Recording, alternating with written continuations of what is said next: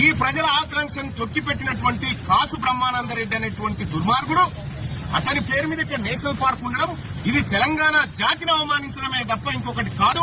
అందుకోసమే ఇవాళ నుంచి ఈ ఏదైతే కాసు బ్రహ్మానందరెడ్డి పేరుందో ఆ పేరును తొలగిస్తూ ప్రొఫెసర్ జయశంకర్ నేషనల్ పార్క్ గా ఇది నామకరణం చేసుకుంటా ఉన్నాం. అయితే ఇక్కడ ప్రభుత్వాన్ని పేరు మార్చుడు కాడ మేమేం డిమాండ్ చేస్తలేం గానీ ఆ నరరూప రాక్షసుని విగ్రహాన్ని అక్కడి నుంచి తొలగించి అక్కడ ప్రొఫెసర్ జయశంకర్ సార్ విగ్రహాన్ని మీరు పెట్టండి అని చెప్పి చెప్తా ఉన్నాం. ఒకవేళ మీరు పెట్టకపోతే రేపటి మా ప్రభుత్వం బీసీ ప్రభుత్వం ఏర్పడ్డ తర్వాత ఖచ్చితంగా అక్కడ కాసు బ్రహ్మానందరెడ్డి విగ్రహాన్ని ప్రొక్లైనర్ తోని పెకిలిచ్చి అవతల పడేసి సగర్వంగా నిలువెత్తు విగ్రహాన్ని మా జయశంకర్ సార్ విగ్రహాన్ని అక్కడ పెట్టుకుంటాం.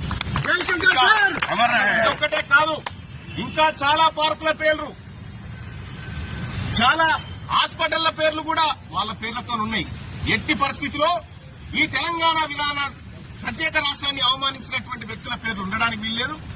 ఇది ఈ తెలంగాణ రాష్ట్రం బీసీలది, ఈ తెలంగాణ రాష్ట్రం అణగారిన వర్గాలది.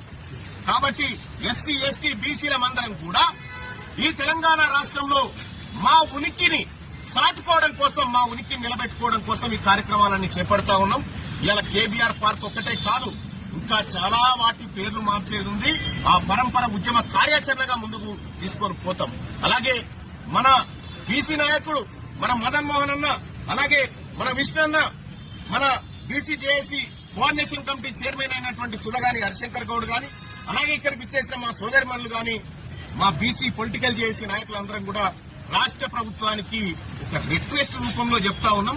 కాసు బ్రహ్మానందరెడ్డి విగ్రహాన్ని మీరు తీస్తారా, మమ్మల్ని తీయమంటారా, మీరే డిసైడ్ చేసుకోరని చెప్పి తెలియజేస్తా ఉన్నాం. ఇక్కడ ఉండాల్సింది మా ప్రొఫెసర్ జయశంకర్ సార్ నిలువెత్తు విగ్రహం ఉండాలి.